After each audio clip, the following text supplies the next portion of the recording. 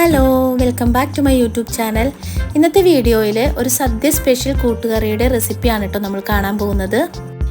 Easy ആയിട്ട് വളരെ പെട്ടെന്ന് ചെയ്തെടുക്കാൻ പറ്റിയ ഒരു കൂട്ടുകറിയാണ് കേട്ടോ ഞാനിവിടെ കാണിക്കുന്നത്. അപ്പോൾ നമുക്ക് വീഡിയോ കാണാം. കൂട്ടുകറി ഉണ്ടാക്കാൻ വേണ്ടിയിട്ട് ഞാനിവിടെ ചേനയും ഏത്തക്കായയും കടലയാണ് കേട്ടോ എടുത്തു വെച്ചിരിക്കുന്നത്.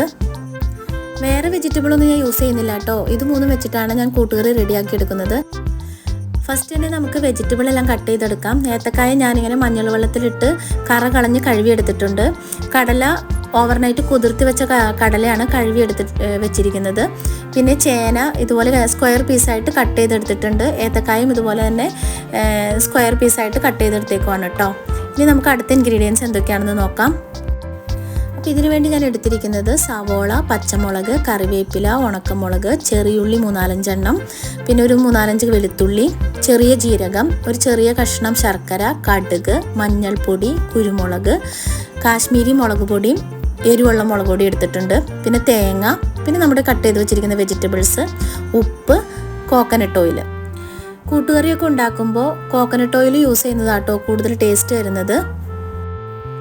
ആദ്യം തന്നെ നമുക്ക് കടല വേവിച്ചെടുക്കാം. കടല ഞാനൊരു കുക്കറിലോട്ട് ഇട്ട് കൊടുക്കുന്നുണ്ട്. ഇത് ഓവർനൈറ്റ് കുതിർത്തി വെച്ച് കഴുകിയെടുത്ത കടലയാണ് കേട്ടോ.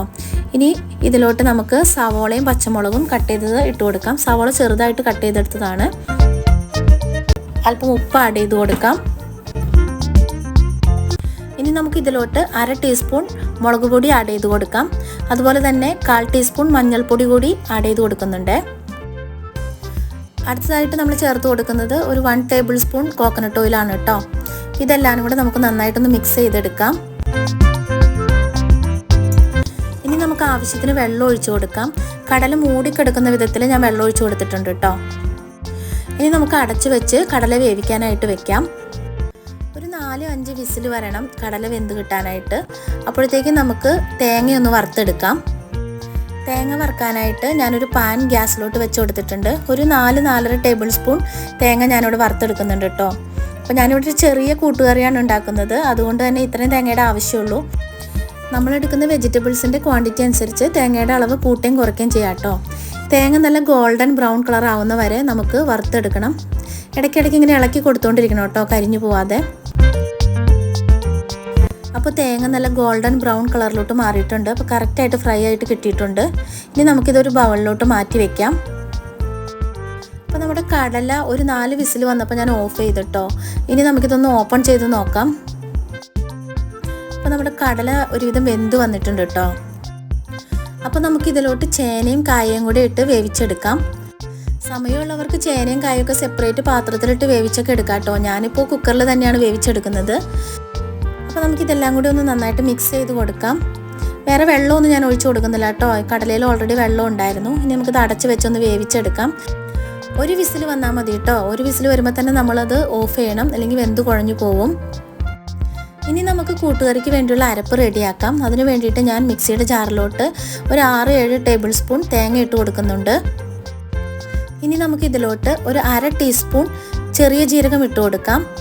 അതുപോലെ തന്നെ ഒരു 1/4 ടീസ്പൂൺ മഞ്ഞൾപ്പൊടി കൂടി ഇട്ട് കൊടുക്കണം. ഈ കറിക്ക് ഇപ്പോൾ ഇത്രയും തേങ്ങയുടെ ആവശ്യമുള്ളൂ കേട്ടോ. കുറച്ചുകൂടെ വലിയ കറിയാണെങ്കിൽ തേങ്ങയുടെ അളവ് കൂട്ടിയെടുക്കാം.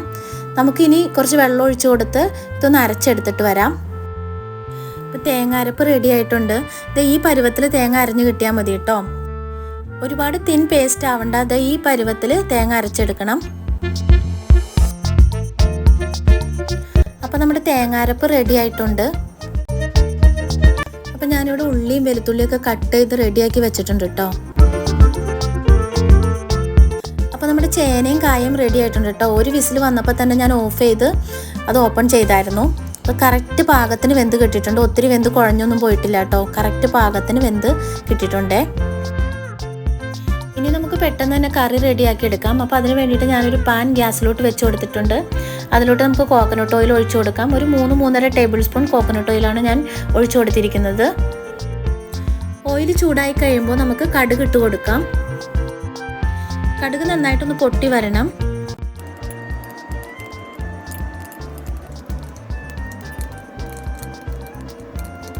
കടുക് നന്നായിട്ട് പൊട്ടിയതിന് ശേഷം നമുക്ക് ഇതിലോട്ട് എടുത്തു വെച്ചിരിക്കുന്ന ഉണക്കമുളകും കറിവേപ്പിലയും കൂടി ഇട്ട് കൊടുക്കാം.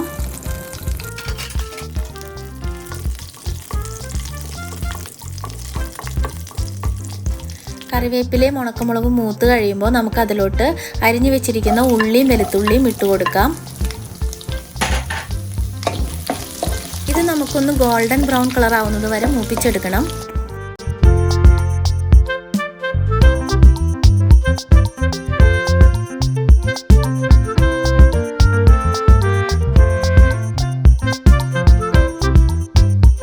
ഉള്ളിയൊക്കെ നന്നായിട്ട് മൂത്ത് വന്നിട്ടുണ്ട്. ഇനി നമുക്ക് ഇതിലോട്ട് ആവശ്യമായ പൊടികൾ ചേർത്ത് കൊടുക്കാം. അപ്പോൾ നമുക്ക് ഇതിലോട്ട് ഒരു 1/4 ടീസ്പൂൺ മഞ്ഞൾപ്പൊടി ചേർത്ത് കൊടുക്കാം. ഇനി നമുക്ക് ഒരു 1.5 ടീസ്പൂൺ എരിവുള്ള മുളക് പൊടി ചേർത്ത് കൊടുക്കാം. അതുപോലെ തന്നെ 1 ടീസ്പൂൺ കാശ്മീരി മുളക് പൊടി ഞാൻ ചേർത്ത് കൊടുത്തിട്ടുണ്ട്. ഇനി പൊടികളുടെ പച്ചമണമൊക്കെ മാറുന്നവരെ ഒന്ന് ഇളക്കി യോജിപ്പിച്ച് കൊടുക്കാം.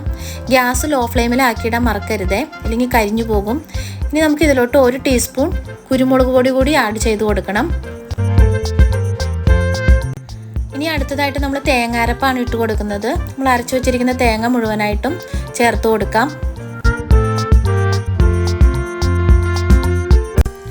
നന്നായിട്ടൊന്ന് ഇളക്കി യോജിപ്പിച്ച് കൊടുക്കാം. ഇനി നമുക്ക് ഇതിലോട്ട് ആവശ്യത്തിന് ഉപ്പ് ചേർത്ത് കൊടുക്കാം. കടല വേവിച്ചപ്പോൾ ഓൾറെഡി നമ്മൾ ഉപ്പ് ഇട്ടിട്ടുണ്ട്, അപ്പോൾ നോക്കിയിട്ട് വേണം ഉപ്പ് ഇട്ട് കൊടുക്കാൻ. മിക്സിയുടെ ജാറ് കഴുകി കുറച്ച് വെള്ളം കൂടി ഞാൻ ഇതിനകത്ത് ഒഴിച്ചു കൊടുക്കുന്നുണ്ട് കേട്ടോ. ഒരുപാട് വെള്ളം ഒഴിച്ചു കൊടുക്കരുത്, ഒരു കുറച്ച് വെള്ളം മാത്രമേ ഒഴിച്ചു കൊടുക്കാവൂ. ഇനി നമുക്കിതൊന്ന് ഇളക്കി യോജിപ്പിക്കാം. ഇനി ഈ അരപ്പൊക്കെ ഒന്ന് തിളച്ച് വരണം. ഇനി നമുക്ക് ഇതിലോട്ട് നമ്മൾ വേവിച്ച് വെച്ചിരിക്കുന്ന കടലയും വെജിറ്റബിൾസും ഒക്കെ ചേർത്ത് കൊടുക്കാം.